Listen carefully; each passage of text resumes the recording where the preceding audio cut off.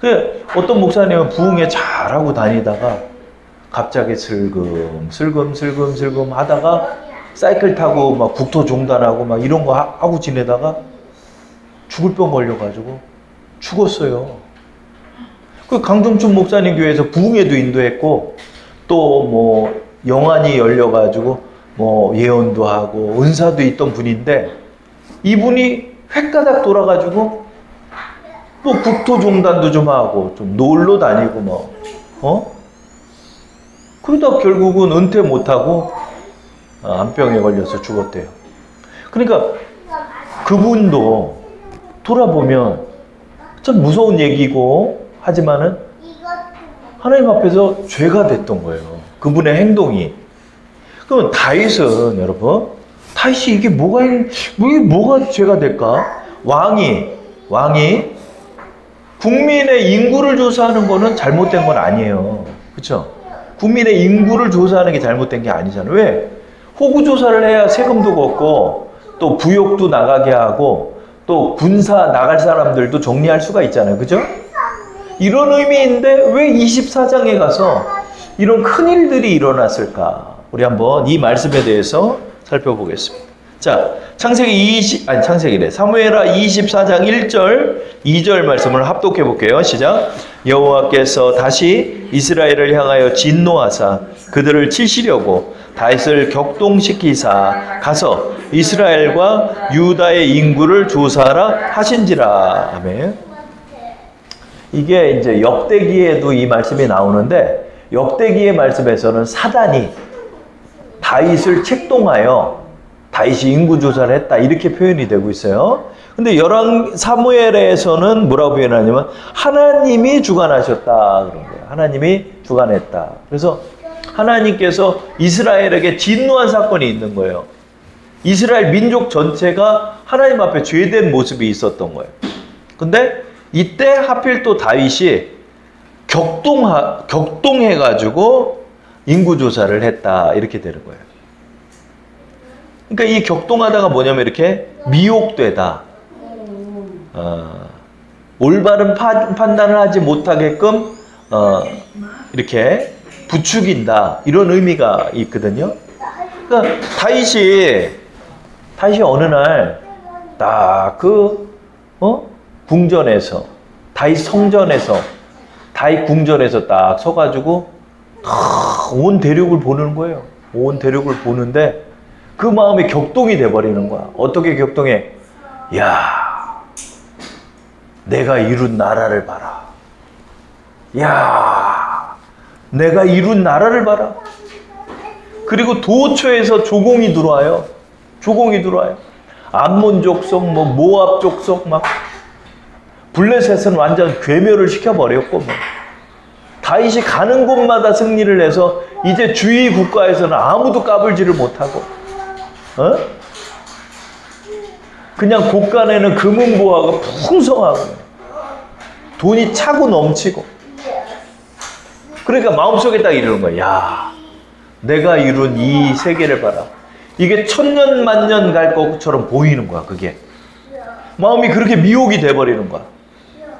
그래서 마음에 교만한 마음이 일기 시작하는 거야. 그래서 요압 장군을 딱 불러가지고 뭐라고 그러냐면 야, 우리 싸울 만한 사람들이 얼마나 되는지 한번 인구조사를 한번 해봐라. 이렇게 얘기를 한 거죠. 자, 2절 말씀 한번 읽어볼게요. 다 함께. 이에 왕이 그 곁에 있는 군사령관 요압에게 이르되 너는 이스라엘 모든 지파 가운데 다니며 이제 단에서부터 부엘세바까지 인구를 조사하여 백성의 수를 내게 보고하라 하니. 인구조사를 해서 부녀자가 몇 명, 또 청년이 몇 명, 노인이 몇 명, 또 군대 나갈 사람이 몇 명, 이런 거를 조사하라고 말을 했지만은 다윗이 이 조사를 하라는 그 배후에는 어떤 의도를 갖고 있었다는 거죠? 내 힘으로 이 왕국을 건설하고 부강하게 하고 영원한 나라로 만들겠다는 마음을 갖고 있었던 거예요. 왜? 싸울 만한 사람이 얼마나 되나 체크를 하는 거예요. 근데 하나님이 복을 줘가지고 몇십만 명 안 됐던 유다 지파가 막 50만 명이 되고 또 이스라엘 지파 전체가 80만 명이나 돼요. 이런 그 거대한 군단을 이루는 것을 그가 자화자찬을 하는 거예요. 자화자찬. 자, 오늘의 말씀의 제목이 뭐죠? 다윗의 인구조사지만 부제목이 있어요. 무엇이 하나님께 죄가 되는가라는 부제를 담고 있죠. 무엇이 하나님 앞에 죄가 될까요? 교만함, 교만. 이 교만함이 일어나는 거예요. 이 교만함이 뭐냐면 하나님 없이 나의 힘으로 하겠다는 거예요. 하나님을 내 마음에서 그 믿음을 버리고 나 스스로 왕이 되고 나 스스로 우상이 되고자 하는 마음이 바로 이 교만이라는 거예요. 다윗이 이 마음을 품었던 거예요. 이 마음을 품었던 거예요. 그러니까 하나님께서 요압을 통해 말려요. 왕이시여, 이거 큰일 납니다. 이거 하나님 앞에서 이러시면 안 됩니다. 또 백성도 싫어합니다. 그래요. 백성은 왜 인구조사를 싫어하냐면 여러분 예수님께서 태어날 때도 로마의 황제가 인구조사를 하는 바람에 요셉과 마리아가 베들레헴으로 가는 거를 우리는 봤죠. 왜 인구조사를 하죠? 이 세금 부과 문제 때문에 인구조사를 하는 거예요. 그러니까 백성 입장에서는 인구조사한다고 그러면 기분이 좋지 않아. 기분이 좋지 않아. 왜? 세금 더 내야 되잖아요. 우리 아이가 자랐는데 아이도 등록해야 되고 뭐 이러니까 뭐 성전세도 내야 되고 뭐 세금도 내야 되고 뭐 이런 문제가 있을까봐 백성들은 좋아하지 않거든요. 그 요압이 말리는 거예요. 3절 읽어볼까요? 요압이 왕께 하라되 이 백성이 얼마든지 왕의 하나님 여호와께서 100배나 더하게 하사 내 주 왕의 눈으로 보게 하시기를 원하나이다. 그런데 내 주 왕은 어찌하여 이런 일을 기뻐하시나이까 하되, 그러니까 인구조사를 해서 내가 이만큼 이뤘다는 걸 막 자랑하고 싶은 거야. 막 내가 이만큼 이룬 거를 자랑하고. 하나님이 하셨는데 하나님의 그 자리에 내가 왕이 되어서 올라가는. 이 교만이 왜 무섭냐면요. 교만은 불신이기 때문에 미워하는 거예요. 믿음을 버리기 때문에 미워하는 거예요. 여러분, 믿음을 버리는 것은 생명을 버리는 것과 같은 거예요. 하나님 앞에 이 죄를 다윗이 진 거예요. 그래서 인구조사를 쭉 해요. 그랬더니 하나님의 복을 받아서 어마어마한 인구들이 있다는 거죠. 자, 24장 9절 말씀 읽어볼게요. 요압이 이제 인구조사를 하고 왔습니다. 자, 다 함께 9절. 요압이 백성의 수를 왕께 보고하니 곧 이스라엘에서 칼을 빼는 담대한 자가 80만 명이요 유다 사람이 50만 명이었더라. 그러니까 여러분 전체 인구가 130만 명이 아니에요. 칼을 뺄 만한 자, 장정 20세 남자 장정만 80만 명, 50만 명, 130만 명. 자랑할 만하죠. 든든하죠. 여러분 60만 명 들어왔었잖아. 그죠?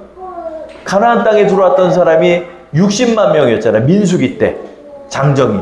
근데 그 60만 명이 지금 2배가 넘었죠. 130만 명이 됐잖아요. 그죠? 얼마나 복을 받은 거예요, 여러분. 그 수 없는 원래 여러분 전쟁을 하면은 인구수가 확 주는 거예요. 근데 전쟁을 그렇게 치르고도 130만 명의 하나님 축복을 받아가지고 이랬죠. 근데 이거를 나에게 자랑으로 여기고 있는데 성령께서 책망을 확 주는 거예요. 여러분 하나님 앞에 만오리 행하잖아요. 그러면요 양심이 두려움을 느낄 때가 있어요. 여러분 그때는 바로 무릎 꿇어야 돼요. 거기서 방자에 나가면 바로 맞아. 여러분 바로 맞아버려. 여러분 연단 좀 맞는 게 있고요. 돌이킬 수 없는 게 있어요. 예전에 성락성결교회에서 경마장 다니다가 푹 맞은 집사님이 있어요. 전웅배 집사님인데 그분을 위해서 제가 기도 많이 했어요. 그분이 하나님 앞에 회개하고 돌아왔어요. 그래서 보증금 빵원이 될 때까지 도박을 했던 사람. 하나님의 은혜로 어떻게 해가지고 식당도 하나 차리고 집도 하나 얻어가지고 이렇게 살게 됐어요. 그래서 집사님이 됐어요. 간증도 했어요. 제가 간증문도 써드렸어요. 그래가지고 그렇게 은혜했는데 제가 퀘스천이 하나 있는 거예요. 하나님, 이 집사님이 이렇게 간증도 하고 그랬는데 이거 풍에서 좀 나면 얼마나 좋을까요? 근데 하나님이 물질도 좀 줬어요. 물질도 한 8천만 원 줬어요. 하나님. 이것도 주고 저것도 줬어요. 풍은 안 나. 풍은 안 나. 여러분 이런 게 있어요. 하나님 앞에 크게 맞으면은 그거는 그냥 안고 가야 되는 문제가 있어요. 죽을 때까지. 풍이 안 났더라. 그리고 그분은 풍이 나면 안 되나 봐. 풍이 나면 또 말밥 주러 가나 봐. 그러니까 안 되는 게 있더라. 그랬기 때문에 여러분 그 전에 하나님 앞에 무릎을 꿇을 줄 알아야 돼요. 다윗이 이걸 잘해요. 죄를 져도요. 그 심령에서 아주 민감함이 있기 때문에 그걸 딱 깨닫고 하나님 앞에 곧바로 회개를 합니다. 24장 10절 볼게요. 다 함께 시작. 다윗이 백성을 조사한 후에 그의 마음에 자책하고 다윗이 여호와께 아뢰되 내가 이 일을 행함으로 큰 죄를 범하였나이다. 여호와여 이제 간구하옵나니 종의 죄를 사하여 주옵소서. 내가 심히 미련하게 행한나이다 하니라. 참 회개를 해도 가감이 없이 그냥 바로 무릎을 꿇고 뭘 숨기는 게 없어. 그냥 탁 하나님 앞에 고백을 해버려. 다윗이 회개를 한 거야. 하나님 내가 잘못했습니다. 내가 갑자기 획가닥 돌아가지고 내가 교만에 빠졌습니다. 내가 교만에 빠졌습니다. 근데 하나님께서 그냥 안 넘어가요. 어떻게 하냐? 너한테 3가지 징계의 종류를 줄 테니까 이 3개 중에 네가 어떤 걸 맞을지 네가 나한테 얘기를 해라. 다 그래. 근데 이런 것도 은혜야, 여러분. 이런 것도 모르고 그냥 푹 맞아버리면 돌이키지 못하는 건데 다윗이 하나님 앞에 무릎을 꿇었던 사람이니까 하나님께서 조건을 걸어주는 거예요. 네가 골라라 그래요. 네가 골라라. 아 무섭죠? 네가 골라라 그래요. 자 12, 13절 24장 12, 13절 우리 읽어볼게요. 가서 다윗에게 말하기를 여호와께서 이같이 말씀하시기를 내가 내게 3가지를 보이노니 너를 위하여 너는 그 중에서 하나를 택하라. 내가 그것을 내게 행하리라 하셨다 하라 하시니라. 가시 다윗에게 이르되 아뢰어 이르되 왕의 땅에 7년 기근이 있을 것이니까 혹은 왕이 왕의 원수에게 쫓겨 3달 동안 그들 앞에서 도망하실 것이니까 혹은 왕의 땅에 사흘 동안 전염병이 있을 것이니까 왕은 생각하여 보고 나를 보내신 이에게 무엇을 대답하게 하소서 하는지라 그래요. 자, 하나님께서 3가지예요. 7년 동안 기근 겪을래? 너 3달 동안 네 원수에 의해서 죽을 고비를 겪으면서 도망 다닐래? 마지막 3번째, 사흘 동안 전염병을 겪을래? 딱 그래요. 그러니까 다윗이 14절에 이렇게 말하죠. 우리 14절 읽어볼까요? 다윗이 갓에게 이르되 내가 고통 중에 있도다. 청하건대 여호와께서는 긍휼이 크시니 우리가 여호와의 손에 빠지고 내가 사람의 손에 빠지지 아니하기를 원하노라 하는지라 그래요. 내가 사람의 손에 빠지지 아니하시기를 원하노라 그래요. 이게 이제 무슨 뜻일까요? 이게 이제 우리말 성경을 제가 한번 읽어봐 드릴게요.